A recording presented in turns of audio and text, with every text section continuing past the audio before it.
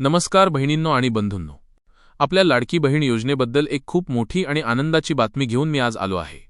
3 डिसेंबर 2025चं ताजं अपडेट, दोन्ही हप्ते एकत्र जमा। बहिणींनो, सरकारकडून मिळणाऱ्या 1500 रुपयांच्या 1500 रुपये इंडियन रुपी 1500 2 हप्त्यांची बराच काळ वाट पाहत होतात ना? आजच्या अपडेटमध्ये तुमच्यासाठी सर्वात चांगली बातमी आहे।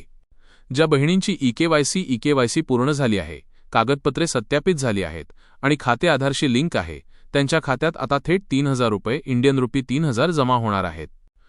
कशा बहिणींच्या खात्यात जमा होत आहे हा 3000 रुपयाचा हप्ता? यासाठी केवळ 4 गोष्टी पूर्ण असणे आवश्यक आहे। ई-केवायसी पूर्ण, बँक खाते आधारशी लिंक, रेशन कार्ड आणि विवाह वयाचे कागदपत्र योग्य, नाव लाभार्थी यादीत बेनिफिशरी लिस्ट आहे। ज्या बहिणी या 4ही गोष्टी पूर्ण करतात त्यांच्या खात्यात दोन्ही हप्ते एकत्र जमा होऊ लागले आहेत। तुम्ही तुमचा 3000 रुपये जमा झाला का नाही हे कसे तपासणार? तपासण्यासाठी हे 4 सोपे मार्ग वापरा। 1. तुमच्या बँकेची पासबुक एंट्री काढा। 2. मोबाईलवर SMS अलर्ट तपासा। 3. AEPS पॉन BC सेंटरवर अंगठा लावून मिनी स्टेटमेंट काढा।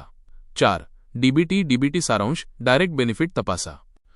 काही बहिणींचा हप्ता अजून का अडकू शकतो? जर तुमचा हप्ता अडला असेल तर ही कारणे असू शकतात।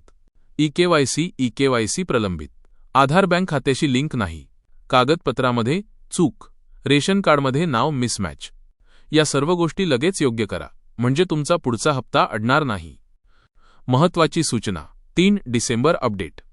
सरकारने स्पष्ट सूचना दिल्या आहेत की पूर्ण दस्तऐवज असलेल्या लाभार्थ्यांनाच थेट खाते हस्तांतरण केलं जाईल। म्हणून जर अजून ई-केवायसी किंवा अकाउंट लिंकिंग बाकी असेल तर ते लगेच पूर्ण करा। शेवटचं पण सर्वात महत्त्वाचं, बहिणींनो, हा 3000 रुपयांचा इंडियन रुपी 3000 एकत्रित हप्ता तुमच्या खात्यात फक्त काही मिनिटांत किंवा पुढील काही तासांतही जमा होऊ शकतो।